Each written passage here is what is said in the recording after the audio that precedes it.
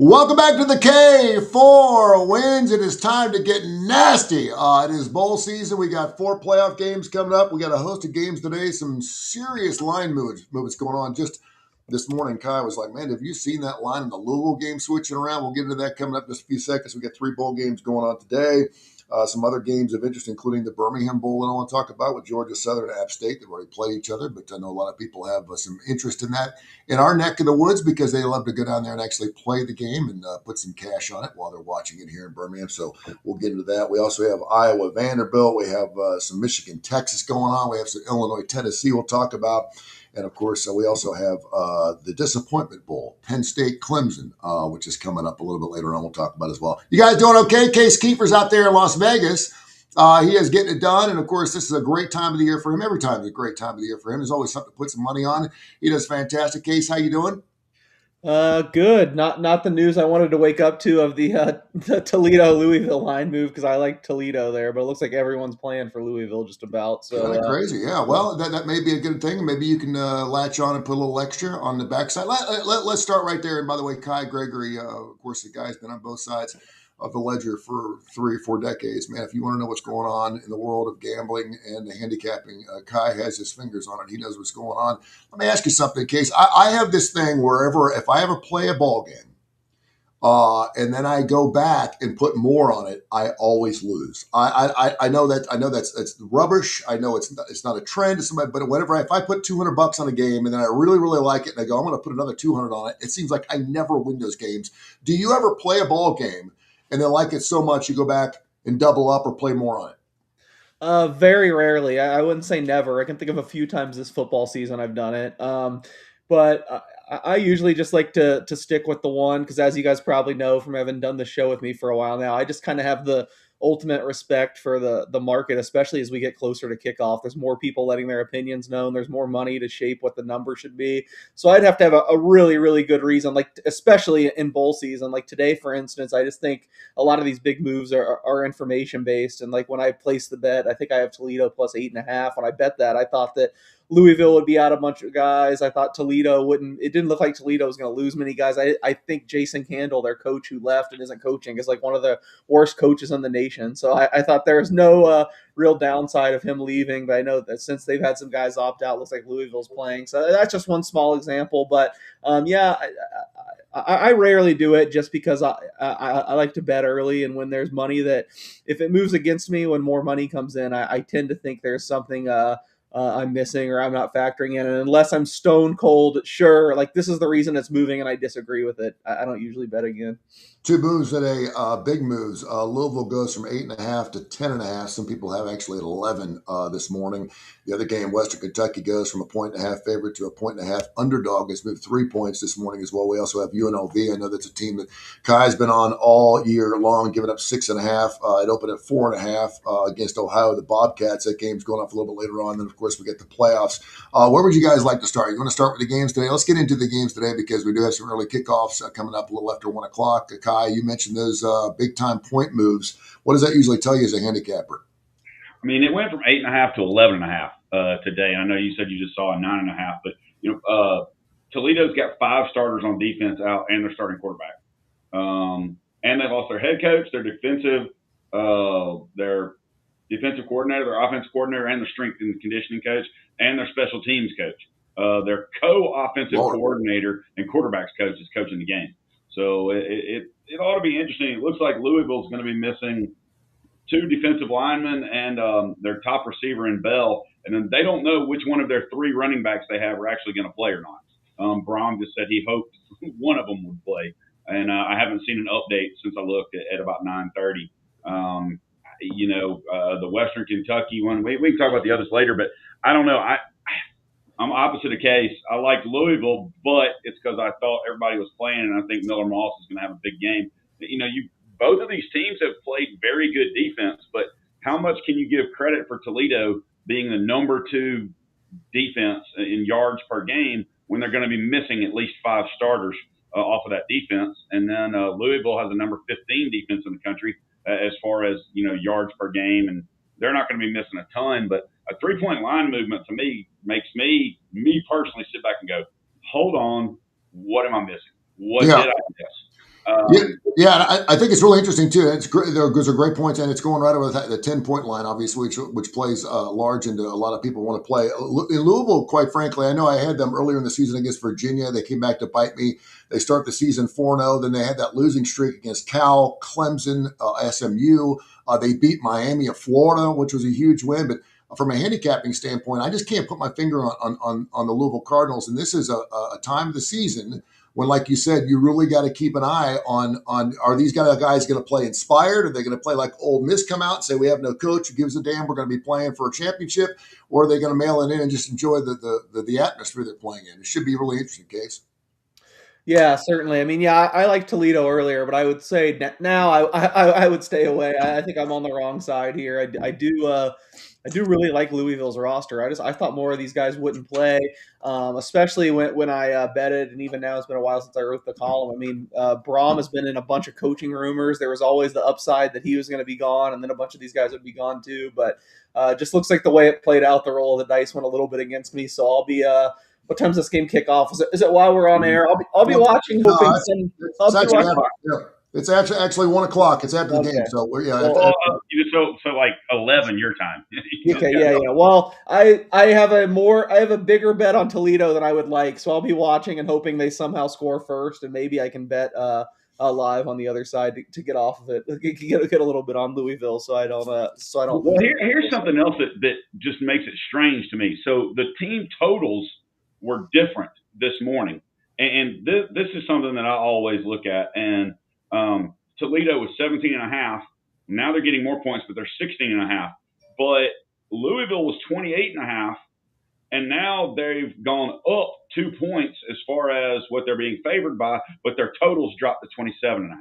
It does not make sense to me on that movement. And that's one of the things that when I look at games, I'm like, I'm probably going to be off of this one. But if I had to play it, I think Louisville over their total is probably the way to go, even though that is kind of a reverse trend for what Toledo's been giving up all year.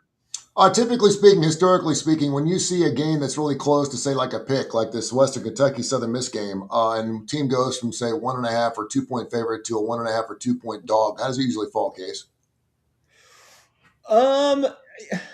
I think that this is like one move where we might put not this game specifically, but that scenario that you laid out, where like a team goes from a 1 point favorite to 1 point dog. I think that's one move that we might put a little bit too much stock into, just because obviously a college football game can't end in a tie, so the 0 means absolutely nothing. It really doesn't take that much money for a line to move from one team very slightly favored to the other. It's certainly a much less than even like.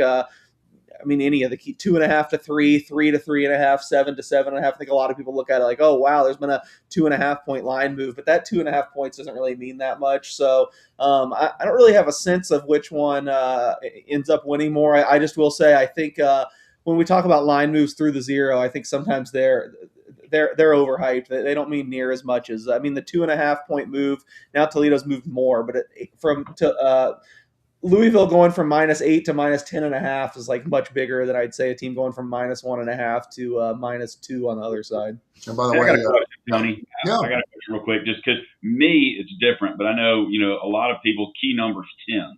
To me, it seems like a huge key number is 11, and I get scared on 11.5. So I'm just okay with 11 or looking at that as much or more than I am at 10, because so many games have the possibilities of ending 24 to 13, 28 to 17. So -10, I feel a lot better about than -11. Case, what do you think? Yeah, it makes sense. I don't, mathematically, I don't know. You might be right or not. I'm not sure. I know just in my head, and I have biases like everyone else. I'm usually more concerned with the 10. I would say the 10's like for sure a secondary key number. And yeah, if you think about all the scores that can land 11, it would make sense 11's a secondary key number. But I guess just the way my brain functions after doing this so many years, 10's the one I'm a little bit more usually concerned with. But you could very well be right. 11 could be right there as well. You've been all over UNLV, and obviously you're out there in Las Vegas. That line 4.5 to 6.5 taking on the Bobcats, as good as UNLV has been with double-digit wins this one. They are 7-5 against the spread. Why has that line moved so much, and is that the smart play, Case? Yeah, well, a lot of scandal with Ohio. Their coach was mysteriously let go. I think it turns out that he was having inappropriate relationships with a student. I heard, I think was the thing. So Mhm. their coaching staff's in shambles. I think they're going to miss a couple guys from injuries, whereas UNLV somehow has like managed to keep their entire team. I don't. I'm kind of surprised because they had a lot of guys that I feel like could have opted out, could have entered the transfer portal, but. Yeah, there's not a single guy not playing for UNLV. So I think you saw the news was kind of slow to react, but I think they took a week or two off. And when they reconvened in Monday and the whole team was there and Dan Mullen announced everyone was playing, slowly you saw it starting to move their way. I think having that personnel to me makes me think UNLV is good here. I will say, you look back at the Rebel season, like their record is kind of flattering. Just they won so many close games. It seems like they got a lot of breaks at the end of games. But I mean, talent wise, they're in a different stratosphere than Ohio, in my opinion. So I think even at a touchdown, I'd be on UNLV here. But I do have some concerns about them. So not a slam dunk, but I just think that their roster is much better, and they'd probably have to have they'd have to be not taking it seriously or kind of be a no-show to not get it done here. But not taking it seriously as things Dan Mullen has been accused of in the past, so it wouldn't be the craziest thing to see happen We either. got 4 playoff games coming up here. Some unbelievable over/under trends that I want to share with you that are just like mind blowing. That will scratch your head coming up here in just a few seconds. You've been all over UNLV from the early get go of the season. I know there's a time where you actually jump off. Kai, are you jumping off against Ohio? Are you taking them, or are you just leaving it alone?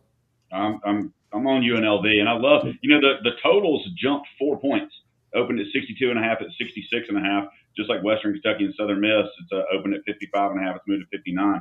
I think it's a better roster. I don't give Ohio and their conference any credit whatsoever, and especially from what we've seen in the bowl games from some of these lower tier conferences as well. I'm still on the fence on UNLV's team total 36.5. I really want to hit the over, but Ohio's defense has been pretty good this year. I just think less than a touchdown with UNLV is a gift.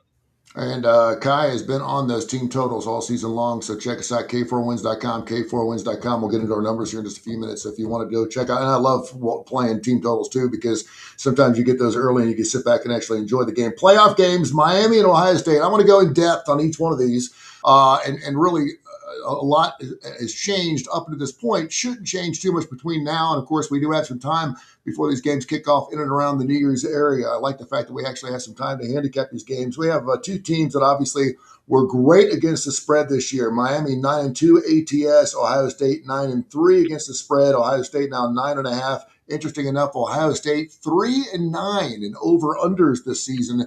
Every game they play goes under the total, and we're sitting there looking at that 42.5. Easy to look at an over under that low, particularly since that Miami game just came off at a 10-3 case. What are you looking at early in this line right now? Has anything changed in your minds? And to give up 9.5 when you're talking about an over under that low, it's got to be just falling just right to hit both sides. Yeah, I agree. Pretty wild. It looks like we've seen a little bit of over money. I think since I looked yesterday, I remember there were a lot of 42s out there. Now 42.5 across the board is a super low total. I think it's just going to come down to how does Ohio State proceed in this game. It's weird. I feel like they've gone back to the ball control, not take too many risks. Just try to outmuscle teams for the most part this year. But obviously they switched a lot last playoffs, and this year's playoffs, I think the OC Brian Hartline's already left. He's at South Florida, so I now think Ryan Day is going to be calling the plays again. So I think there's a chance you could see a radically different Ohio State. I mean, I don't really love the way they've approached it, even though obviously they have the backs too, and they've turned out to have a good offensive line. But to have those 2 receivers, it honestly feels like they've kind of underutilized Carnell Tate and Jeremiah Smith. So we'll see if they get a little pass happier here. If they do, this total could be blown over. I haven't really decided where I land on that. It's just an intriguing thing to watch.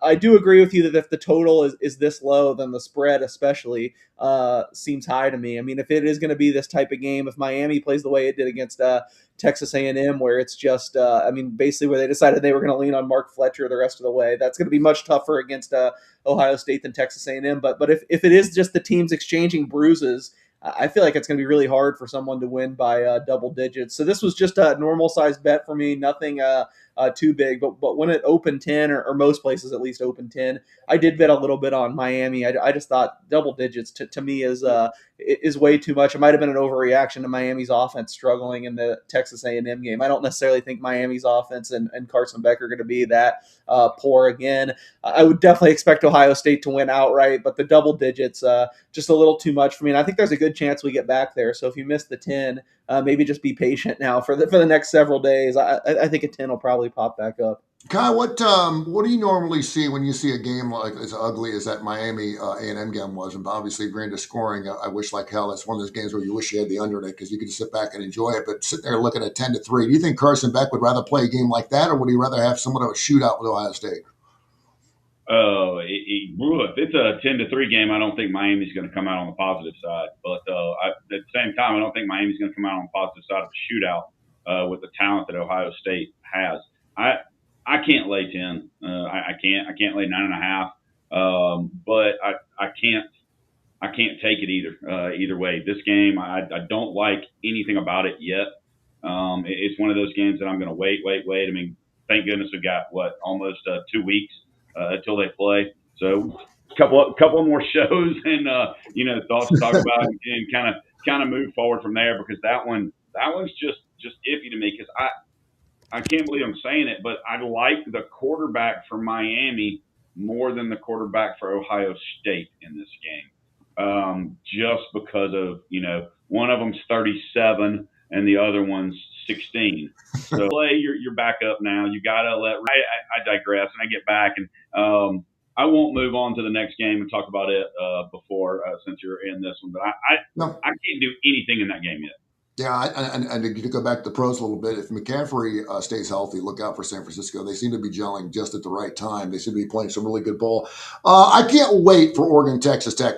Before this game started, and you watch the show, K4Wins.com. You got to watch the show every Tuesday and Friday. It's right here, of course, on the Coastal Sports Network, on Tony Kurre Radio. Go to TKR. We have the game. It's on live on the YouTube channel. Of course, you go back and listen to it as many times as you want on any major podcast source. We're available on all that stuff on TKR, so check it out. But you said that you were hoping that Oregon was going to have somewhat of a close game with James Madison because you felt like that line was going to be a little off on Texas Tech, and you were going to load up on the Oregon Ducks.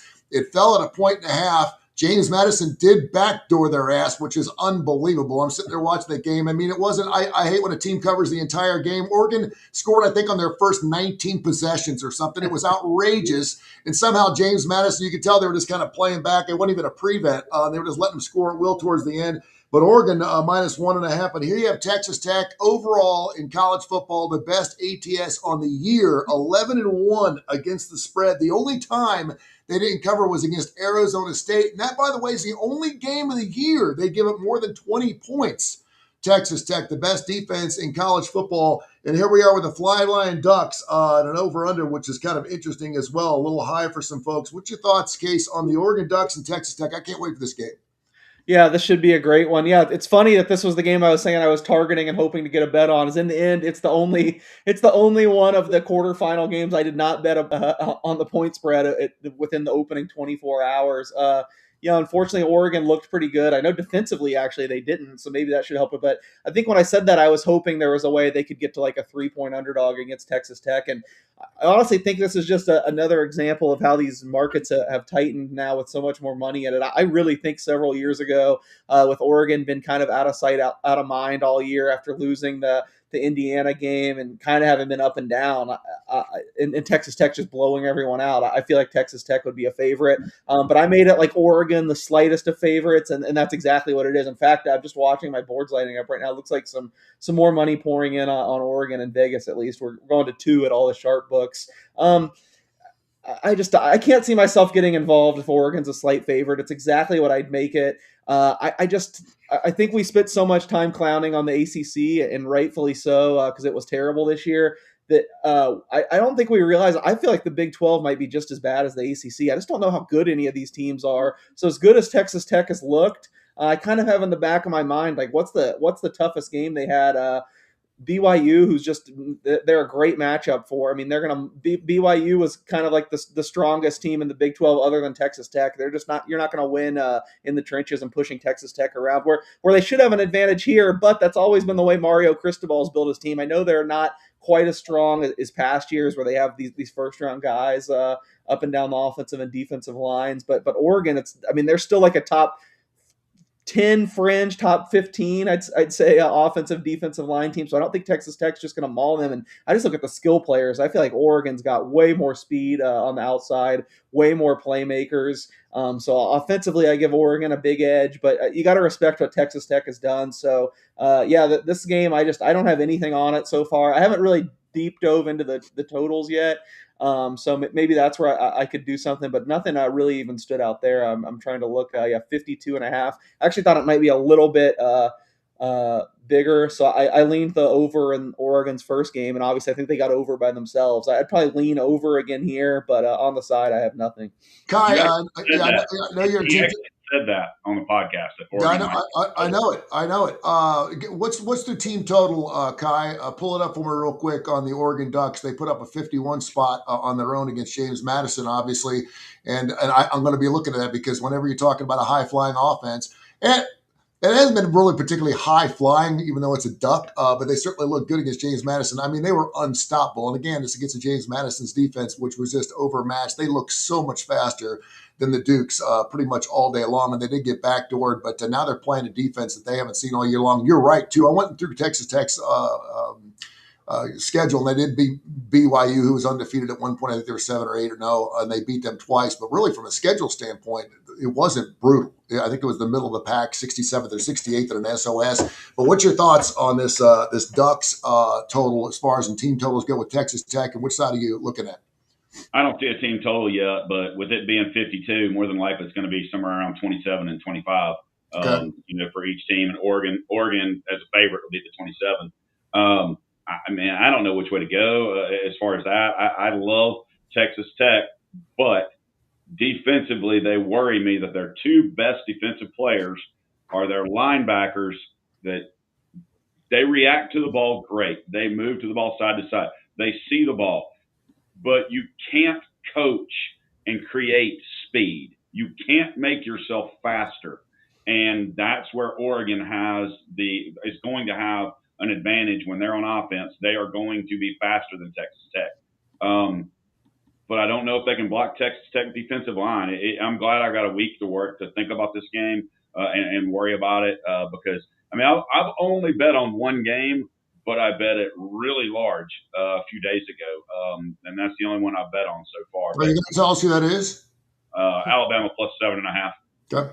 All right. I also think if you're going to go that way, and it's a huge overreaction to play in Oklahoma, who in my opinion, Oklahoma played great in the first quarter, and then they did what Tennessee's done all year. They just sat on it and said, "Screw it, we're going to hope we beat you with 17-0," versus keeping their foot on the gas pedal. But I think the bet there in that Alabama game, if you're going to do anything, especially now that it's down to 6, and you can't get 7.5 like I did, even though I purchased a half point, is I think if you're going to bet Alabama, then you play the money line in that game because I think if they don't get ahead of me now. Don't get ahead of me on the Bama thing because we're going to get to that game last. We're going to hold on to that last. You just told me to say it. No, I just wanted to know who you bet on. I don't want you to break it down yet. Don't break it down yet because I know a lot of people are going to listen. Before we jump into the Alabama thing, because I want to save that for last because I know everyone's listening to this podcast. They want to know about the Alabama game. An unbelievable trend there. I want to look at Ole Miss Georgia first. I'm going to make you wait. Ole Miss Georgia, a couple of unbelievable trends that are really strange. Georgia's gone under 4 straight and 5 of the last 6, and Ole Miss has gone under 4 of the last 5. I'm looking at that 55.5, and I know Ole Miss could put some points up. Georgia's defense is looking lights out. The under 55.5 looks like this is a no-brainer for me. Am I off my case here? What situation? I see these two teams. They know each other extremely well. They're going to play each other out. I can see like a 10-3 game at halftime. What am I looking at here? Ole Miss and Georgia. Yeah, my immediate lean would be on the under 2, but like I said, I haven't done enough work on the totals. I haven't bet any totals, but I do. My just very preliminary number would show value on the under.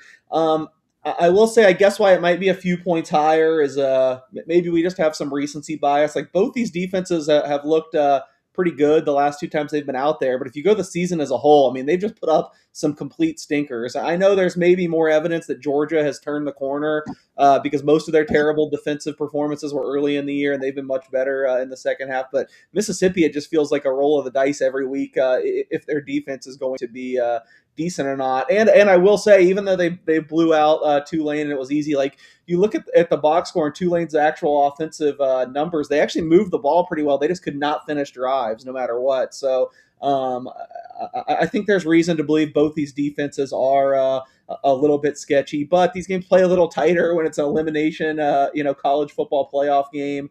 They do know each other well, so I'm just kind of making devil's advocate. Like I said, I do lean with you just on my first reaction. As far as the point spread, I'm really surprised to be where I am because I thought I'd love Georgia here, but I just did not. And now it's mostly 6.5 when it opened 7. I just thought that was too much, so I took Ole Miss +7.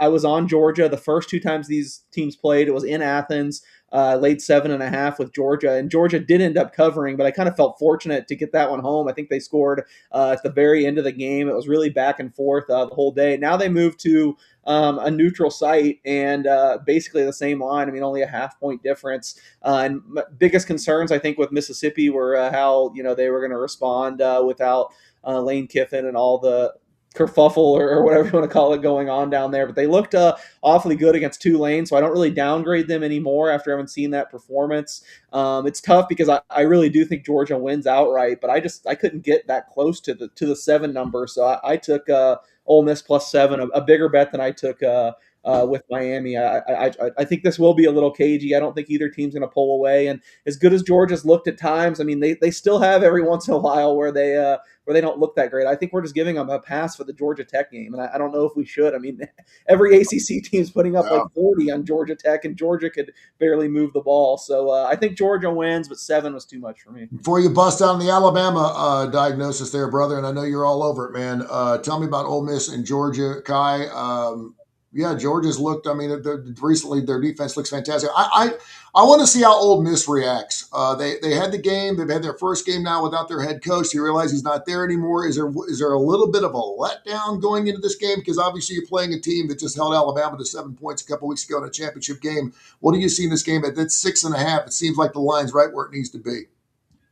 Well, you brought up something that I was going to point out. The one game interim coach that you get the bump. Well, it's over.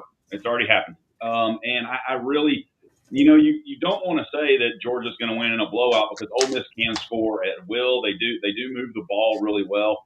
I don't think Ole Miss can stop Georgia running the ball. And one thing that Kirby will do is if he gets 5 yards on a running play to the right, well, guess what? He's coming right back at it to see if he gets 5 more. And I think they'll wear Ole Miss down. I don't think it'll be a blowout from the get-go, but I think they'll end up covering at least 7, maybe even 10 plus against this. I think the Ole Miss Cinderella story comes to an end. In a not a crashing down way. I don't think they get beat by 30, but I like Georgia to handle them. I think you may be onto something there, too. And I think the Gunnar Stockton's kind of coming into himself. I think he's finally starting to feel comfortable. I know it's kind of strange to say 13, 14 games into the season, but he really looked comfortable in that Alabama game within himself. He didn't have to play outside himself. Obviously, defensively speaking, they had that game well in hand. All right, Alabama, Indiana. We're going to the Rose Bowl. -7, 48.5. The table is yours, Kai. Indiana -7, your biggest game of the year so far. You said your biggest bet anyway this week. Alabama plus 7.5. Why did you take Alabama 7.5? What made you look that way after you saw what they did in the first round of the game? Obviously down 7-10. Now I turned it off and I didn't turn it off because I was disgusted. I turned it off just to try to change. Sometimes it just changes. You leave the room for a minute, you come back, and they've scored 14 points. It's exactly what happened. I got back at 17-17. I'm like, thank the Lord. Then of course they started looking bad again. I left. They ended up winning the football game. But, yeah, your thoughts on Indiana, Alabama. I know everyone's wanting to know what's going on 30 minutes into the show. Go.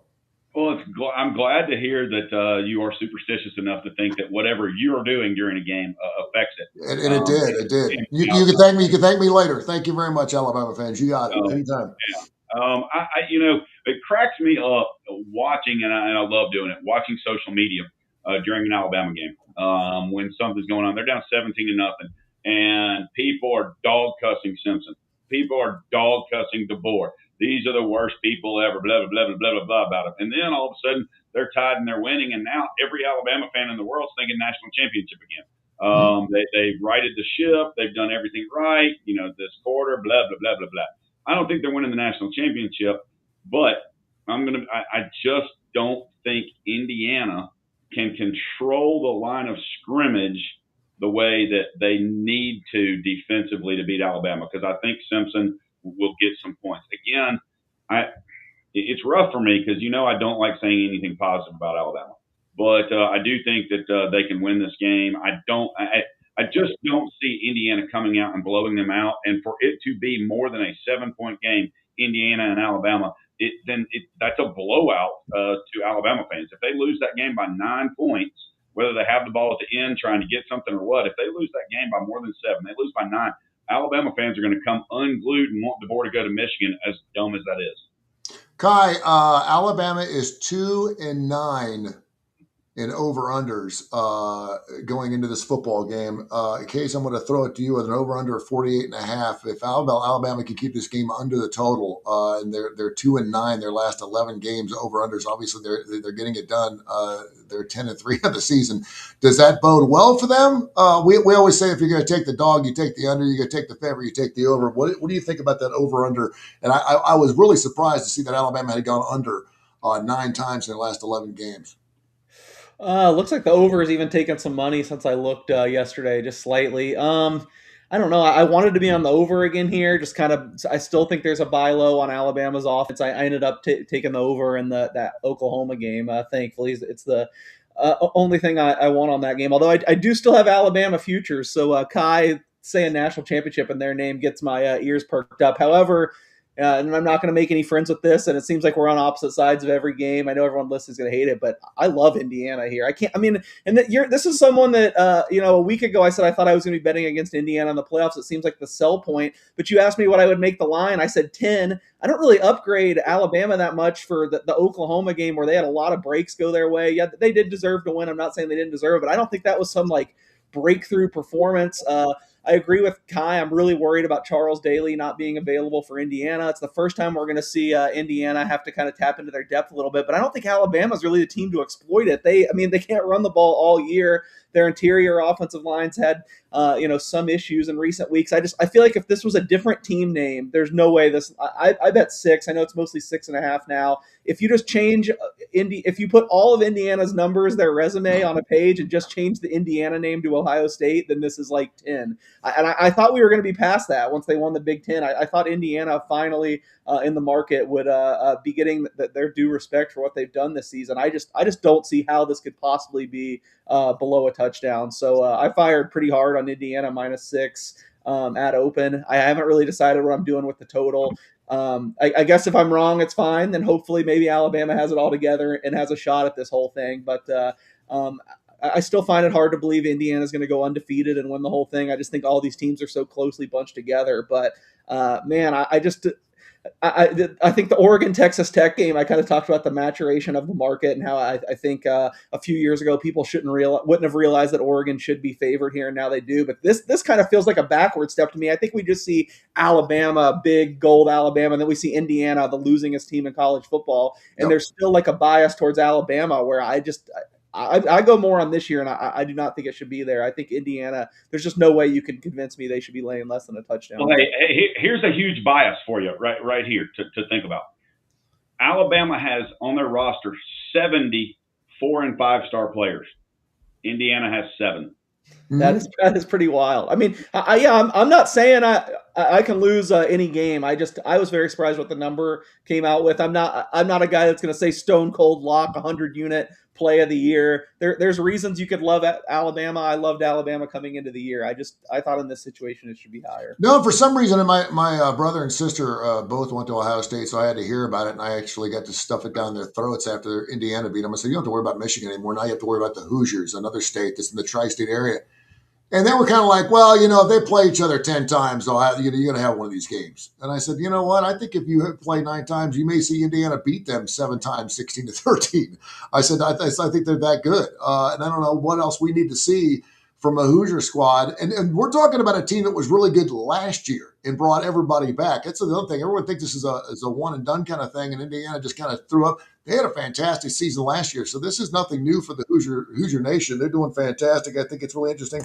Kai, finish this sentence here. Alabama has to do what to beat Indiana? Score more points. Besides here's something for the Alabama fans out there. I'll make myself really popular with them, more popular than I am wearing my Tennessee shirt. Here's the deal. Even if Alabama loses and Indiana goes on to win the national championship, Alabama will claim the national championship because well, sure. coached Alabama, so he's built by Bama, so that just gives them another national championship. Sure did. Absolutely. Sure. They'll claim whatever they Case, what does Alabama have to do to win this football game? Give me one thing. And it was really interesting, too, because, normally when you have a team that is like prevalent on the run and you get down 17-0, you're in trouble because you're a running football team. And obviously there was plenty of time in that football game because they got down 17-0. But when you don't have any running game, you know what you're going to do. You're going to be throwing the football. Thank goodness I think that pick six was just a huge change in momentum in that football game that really changed everything, obviously, for reasons that one of the worst throws I've ever seen, by the way. It really was, and I don't think Fernando is going to be throwing that type of pass against Alabama's defense. I don't. Yeah, I guess, it's tough to nail it down to one thing. I mean, yeah, I think it would really help if they could run at all, and then they usually can't. But I guess I'd go more to defense and just I don't know. They need to disrupt Mendoza a little more than I've seen him be. He's had a lot of time throughout the season, and he's been so poised. I'd like to see what happens if Alabama can crack this offensive line and maybe hit him a couple times hard in the early going, just get him off rhythm for the whole day. So I do think. And kind of the same thing goes for Indiana because I know Ty Simpson seemed to settle down and look good in the second half of that game, certainly. But, so many rumors swirling about what he was dealing with coming into the game, and I don't necessarily think that just goes away because he had one good game. So, I think maybe who's able to get more pressure could be a big factor here that maybe people aren't going to talk about as much this early.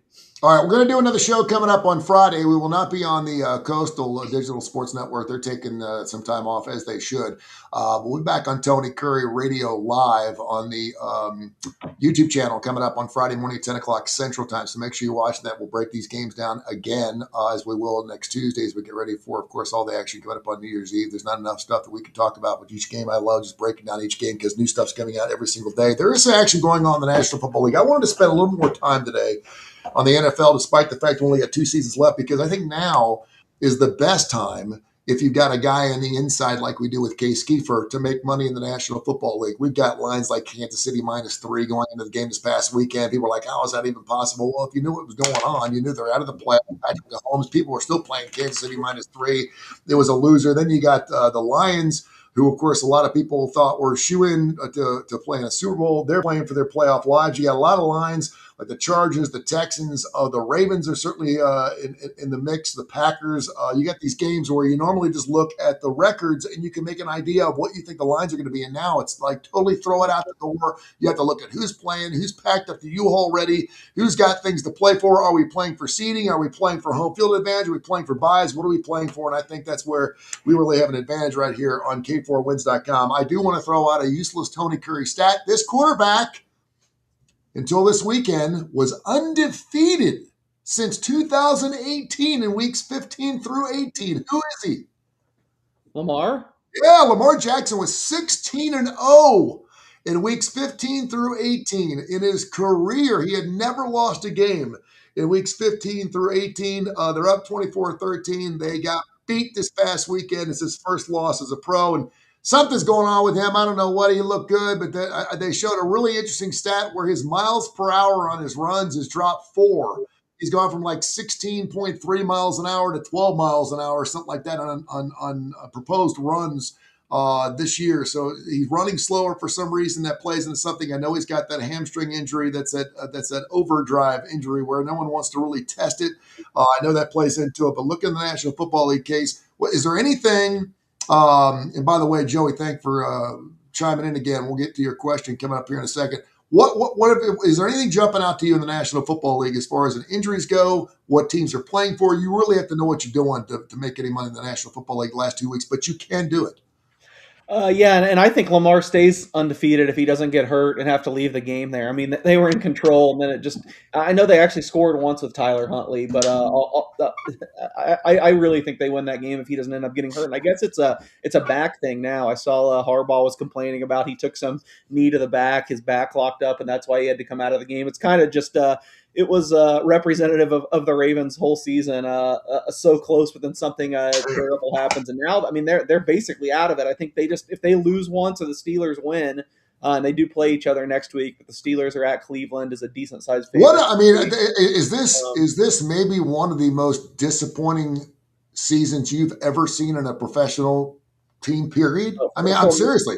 Yeah, for me, I mean, it's up there. The thing that I would, the only asterisk I would put on it, and I would give them a little bit of why I wouldn't put them on there is just if you remember, like mid-season, they had like 4 games, and they just had like literally every one of their guys almost was hurt. They had like $100 million. No, I mean. Against them, they started the season 1-5, and their quarterback got banged up. I get it, but I mean, weren't they odds on to win the Super Bowl? Yeah, they were the favorite, and I think rightfully. I mean, coming off of 2 seasons where in the regular season they were clearly the best team the last 2 years, just couldn't get it done in the playoffs. So pretty disappointing, and just a lot of things went against them. But there's just certain teams that a lot seems to go against all the time. They play Green Bay on Saturday, which, man, the NFL from a macro perspective cannot be happy how this turned out. I know everyone's talked about how bad the Christmas Day games are, which I agree. I mean, you're going to be seeing a bunch of third string quarterbacks. None of the games really look particularly competitive, but then just also like the playoff races aren't that interesting right now. I mean, you do kind of have the drama with Baltimore, but like I said, Pittsburgh is in all control right now. I guess the NFC South is somewhat interesting still. Carolina now has a leg up after beating Tampa head to head, but they still play one more time. I think Tampa's still favored to win the division. I think all but one spot in the NFC playoffs are locked up with Carolina or Tampa. Then the other 5 teams are in, and it comes down to Green Bay or Detroit. I think Green Bay has a game and a half lead. So, man, there's just not a whole lot of drama down the stretch. I guess a little bit more than the AFCs. We don't really know how things are going to shake up. But, yeah, man, and this last year it seemed like they struck gold with the Christmas slate. They got a bunch of good games, but man, this year these games these games are pretty terrible. Wow. We're probably gonna have Max Brosmer, and I don't even remember the Chiefs quarterback name, the Olakon or whatever, the 3rd rounder out of the FCS. Yeah, no doubt. Yeah, but Dallas Cowboys fans are still going to be blah, blah, blah, blah, blah, and watch the Cowboys because, I mean, they're America's team. And, so there'll be 25 million people watching that game and giving it. Dude, they're a disappointment every year. I mean, I got friends of mine that are Dallas Cowboy fans. Terry Henley's a very good friend of mine. He's a huge fan. And it's like, dude, what's it feel like every year to go in and feel like you're going to win the Super Bowl and always have a 7-8 record? He's like, he's like, it sucks. He said, because on paper, we always feel like we're going to, with the quarterback and with CeeDee Lamb and with all the, and then they get rid of Micah Parsons. And it's like, what the hell's going on with the Dallas Cowboys? But you're right. They're America's team and they're going to pull their numbers regardless. The franchise record on that thing, it's funny because it goes up billions every single year. And despite what they do record-wise, their worth is always going up. What are you looking at, Kai, as far as in some National Football Leagues? Anything kind of looked at you and you're like, wow, that's a look kind of bizarre. You're going to jump all over it. Yeah, the Baltimore Green Bay game just jumps out to me just to see, who's going to be playing quarterback for each team. I can't bet it until I find that out. But, I mean, if Lamar doesn't play, let's just say, and Jordan Love plays, then 2.5 is a stupid low line for that game. And, I mean, I don't think that's going to happen, but still, I'd look at it just off the top of my head coming into Thursday. I would have to take Dallas, especially I don't even think Marcus Mariota's playing, is he? And if he doesn't play, then the quarterback for Washington, me. Josh Johnson, who's your age. Yeah, there you go. I would take Detroit right now over Minnesota just because me, and for some reason I'm a Dan Campbell fan. And my Titans suck, so I've kind of adopted Detroit over the last few years for some reason, especially now that Indiana Jones is out. Just liking certain players. I like Goff. I like the way Detroit has played, although their huge change to me is now with the Bears being with Johnson being there and just the way everything's gone with him. I really like that, and I hate it because I do not like Caleb Williams at all, just as a person. From seeing things last year with all the crap he put on his fingernails 2 years ago.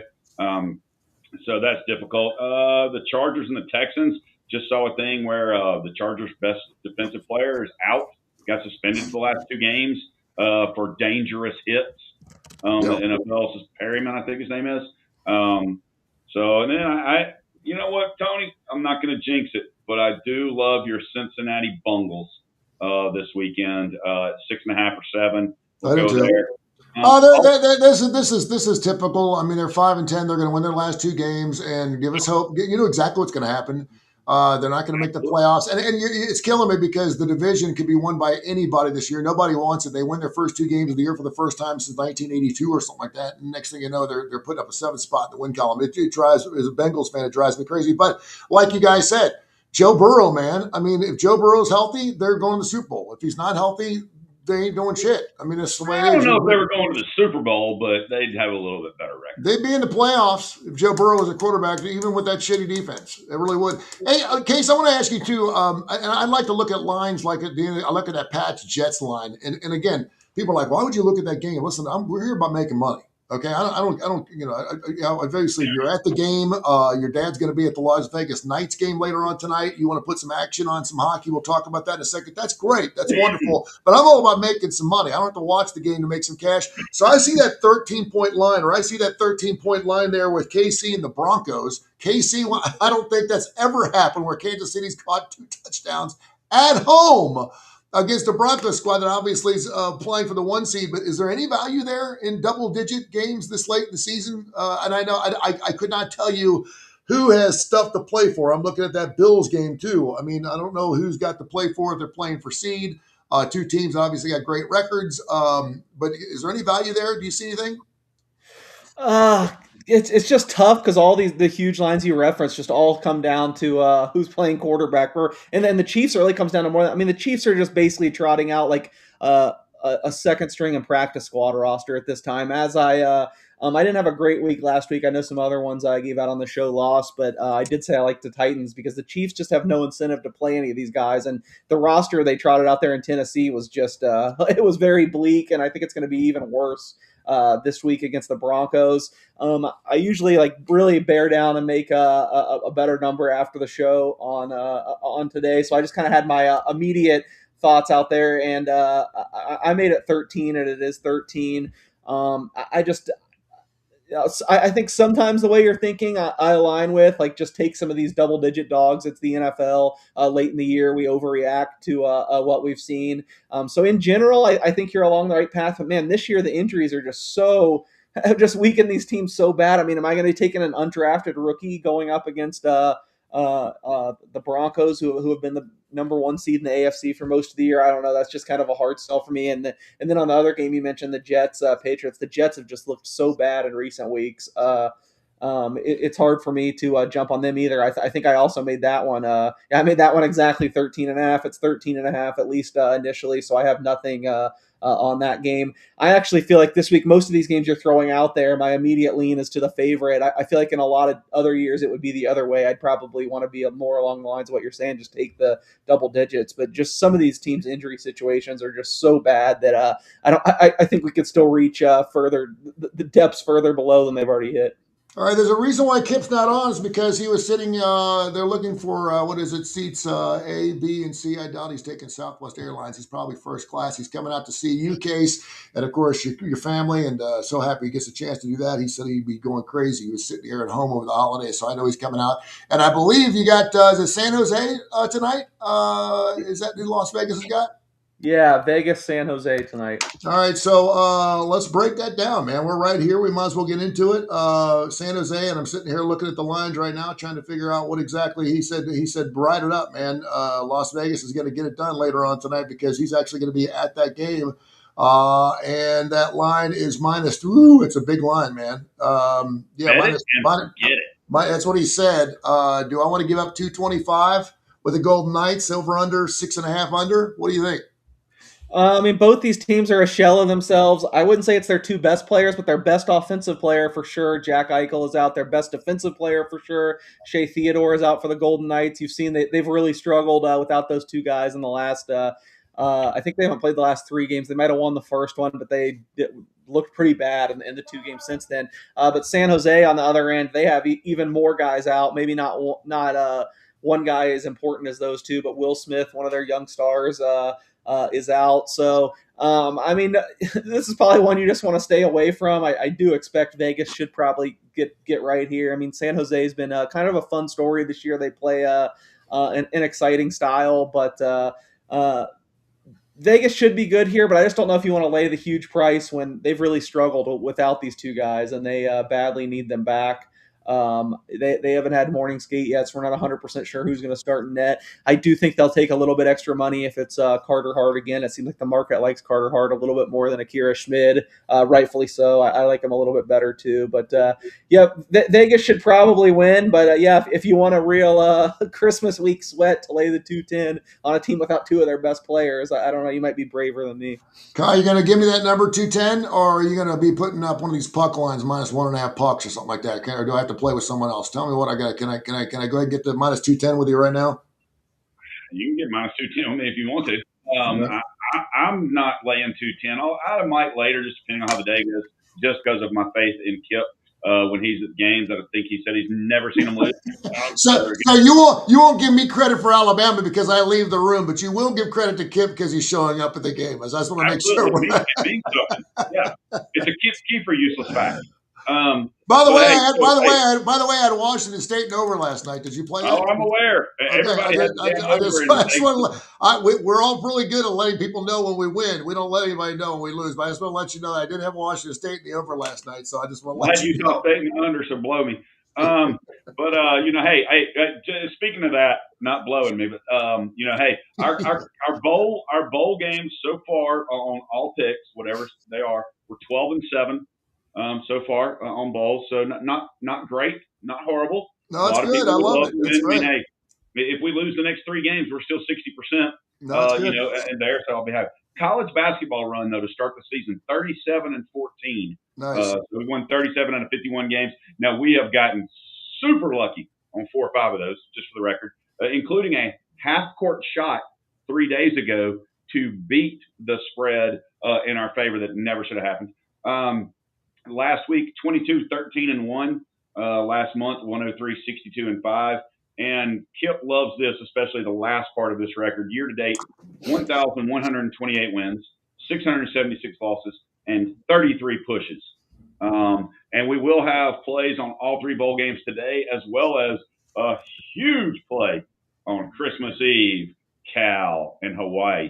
But I'm going to jump real quick and get into what Joey B said. And I would absolutely say yes, UNLV's in the playoffs next year, except they're going to change the way the playoffs go, and they're not going to have the 11 and 12 for that. If UNLV's win total is 8.5 or less, hammer the over. Yeah, we were hoping. I cannot believe that the Big Ten, the SEC, could not figure this out in time. They had to December 1st to go to 16 teams, but they could not figure out whether they want the SEC to play 9-game schedule. It was all about whether you got an automatic bid or whether they were taking the conference titles. They both big-headed knuckleheads couldn't figure it out. I wanted to go, and again, they're running the whole show. So if they wanted to go 16 next year, they'll make it 16 if they want to. They can change that. So we'll see if the narrative goes. By the way, Kip came with NHL Boston, New Jersey, and Carolina is what he's playing tonight. So he is well steeped. And he said bank it with the Knights as well. Chase, what do you think about those 3 games? Boston, New Jersey, and Carolina. I would certainly agree on Boston and Carolina, and I wanted to bet the Devils. It's just, man, it's really it's kind of a prohibitive price at this point. So if I had to make a bet on the other one, I'd probably be opposite. Although the Devils are certainly a team you want to look to back long term with Jack Hughes returning, but you're kind of paying a premium tonight, I feel like. All right. What else is going on in the sports world? Do you guys want to jump into anything else? We've been all over the place. Don't forget, we will be back on Friday at 10 o'clock. If you're watching us here on the Coastal Digital Sports Network. We greatly appreciate that, but make sure you check us out on the Tony Curry Radio format, TKR, Tony Curry Radio. It's live. It's on our YouTube channel. You can check us out, so watch the show live. And, of course, we'll have bowl games coming up on Friday as well. We got the 3 games again. Let's go through these games real quick since we got about 4 or 5 minutes left. Toledo, Louisville, kind of a mess when you're looking at who's playing. But if you want to play these 3 games, give me a side and a total on all 3 of these games going off today. Kai, Toledo, Louisville, 8.5, 10.5. It's not 8.5 anymore. It's 11. 10.5 or 11. Yeah. I'm still gonna take Louisville, but I like Louisville over their team total more than that. All right. Case has also got Toledo on that, but he went early. It feels like he's on the wrong side there. Western Kentucky, Southern Miss went from 1.5. Kentucky now to Southern Miss minus 1.5. Case, who you like? I wish I would have bet as much on this one as I did on Toledo, but I have a Southern Miss. What do I have? I think +4. Now they're a 2-point favorite. Wow. I'm gonna stick with Southern Miss. Unfortunately, like I said, I have more on Toledo. But by the way, people, I've gotten several things like it's not fair, man. You guys start this game and you're on there, and by the time I bet this game, it's 6 points the other direction. That's the way it is. I mean, you got Case Kiefer, who does this for a living, and he jumps on games early, and they're like, where the hell are you getting your lines at? And I'm like, those are real lines that come out in Vegas, and you got to jump on them early, and that's why they move. So if you watch, that's why it's important to make sure you watch us every single show we do. Don't just watch us on the day of the games, because by then the line may be too far the other direction. And then UNLV in Ohio. UNLV's moved from 4.5 to 6.5 on the run and Rebs. Are you going to stay with your Rebs? With Ohio, of course, obviously having a coach is having some fun with student athletes. What's going on there, Kai? You liking UNLV? I'm hammering UNLV. I got them at 6. It's 6.5.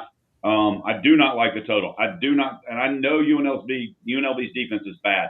I don't think Ohio is going to put up enough points. If UNLV doesn't put up 50, I don't think it gets anywhere close to the total. I like UNLV by 14 plus. In this game. Ooh, a Freudian slip, a UAB throw out there. I like that. Alex Mortensen, 9 years with the Alabama Crimson Tide. Perhaps he could win a national title with UAB, and Alabama can tile that one too. I will take that one. They are part of the same system, so yeah. Well, they are, and so is University of Alabama, Shelton State. What do you got, Case? UNLV in Hawaii also. There you go. Case, what's your thoughts on that UNLV game, and I'll let you fly? Yeah, I laid it with UNLV earlier at 4.5. I would still do it at 6.5. And yeah, I just wanted to give my input on Joey's question, since I do cover a little bit UNLV. I'm probably definitely closer to the UNLV program than any other at this point. And it's something I actually mentioned last week. Maybe he wasn't listening then, but he asked about their outlook for 2026. I know Kai chimed in, and yeah, I agree. They look really good for 2026. The 2 things I would monitor. All their star offensive players say they're coming back. And you got to believe them at this point. But just make double sure before you put down a bet that like Anthony Calandria, the Mountain West Player of the Year at quarterback, is going to be back, because I still think there's a chance someone through back channels can throw him a few million and he leaves. Jet Thomas, their great running back, supposed to be back too. And also just can they get some pieces to fix this defense? Because the defense has been pretty terrible this year. I don't think it's all their fault. Another personal situation, the defensive coordinator they hired had to resign right in the middle of spring football. They bring in Paul Gunther, a longtime NFL guy who took a long time to adjust his scheme throughout the year. So let's see what they do defensively, including I feel like that's the only way they could not cover today is if they just let Ohio score every time they have the ball, which is certainly possible. But I lean UNLV. And I would need a big price, but I do see a little bit of a path to them in the playoffs next year. The Mountain West is going to be terrible. They should be by far the best team with, Boise State, Colorado State, San Diego State, I think all leaving. I do think New Mexico is still in the Mountain West, who should be good if they retain Jason Eck. But I do think they'll change the playoff rules. But from my understanding, they can't totally shut out the group of 6 now conferences, or else there's going to be big lawsuits, antitrust stuff. So I don't think you'll have a situation where it's like James Madison and Tulane this year, but I still think there will be one mid-major team in. And UNLV's schedule actually sets up to where they could have a chance. I think they open at North Texas next year. And I don't think North Texas is going to have a big fall off with Neil Brown stepping in there. It looks like he retained a lot of the team, not Mestemaker, but their backup Poffenbarger. A lot of people thought was going to beat out Mestemaker anyway. So they have a chance if they go beat the AAC, which is usually the best group of 6 team. If they beat a contender there to start, they also play Cal. an ACC team. So if they win those 2 games, I do think there is a path to them making the playoff, but I would need a big number to bet it. Real quick, and my apologies to people in the Birmingham area who questioned it, because I had several tweets on Georgia Southern, Appalachian State. Both teams 5-5 against the spread, over under 6-5. They're about an even 6-6 and 5-7 straight up. Georgia Southern, Appalachian State in the big bowl game going on. I don't even know what the name of the bowl game is. What is it called? The L Labs or something like that? I'm not sure what it is. Anyway, That's just the Birmingham Bowl. Yeah, it's going to be. Yeah, it's J Labs. I think it's called the J Labs Birmingham Bowl, something like that. Any thoughts on that particular ball game going on this weekend? By the way, 11 bowl games, 11 on Friday and Saturday. So make sure you tune in Friday morning at 10 o'clock. We had 7 games going on Saturday. So you're going to make some money coming up on Friday and Saturday. 11 bowl games, the majority of games going on Friday and Saturday. Any thoughts on Georgia Southern, Appalachian State? Georgia Southern giving up 7, over under 59.5 before we go. Well, here's another one where I've gotten to take a lot of victory laps. I've had a really good bowl season, but man, there's just a couple where I totally missed the boat. Toledo today, and then App, when this opened, I jumped on App State +3. I thought that was, I think Georgia Southern's terrible. I didn't even think App should necessarily be an underdog. I know they lost earlier this year to Georgia Southern, but I think they have the better roster, or had the better roster. Now everyone has left. They're going to be down to an emergency quarterback. Looks like they're going to have just no one. So now they're a 7-point dog. So you can get 4 points better than I got. There's still no way I'm laying 7 with Georgia Southern, but I'd love to have that bet back. I didn't know App State was going to have this big of an exodus. Southern won the regular season game 25-23 back on November 6th. So that was just something you can look at because they already play each other. All right, guys, I love you. Have yourself a wonderful holiday season. We'll catch up with you on Friday when we talk. It'll be after Christmas. So Merry Christmas to you and your families. We love you, and thanks for all the hard work you do. And look forward to seeing you. And Kip will be joining us back on Friday as well as we do it from the Tony Kurre Radio Network. Make sure you check us out. It's going to be a huge show on Friday, 10 o'clock Central Time right here on TKR. Thanks, guys. Appreciate you, man. Thanks to Duncan Dad for taking care of us as well. Duncan, thank you, brother. Appreciate you, man. You too. Take care, man.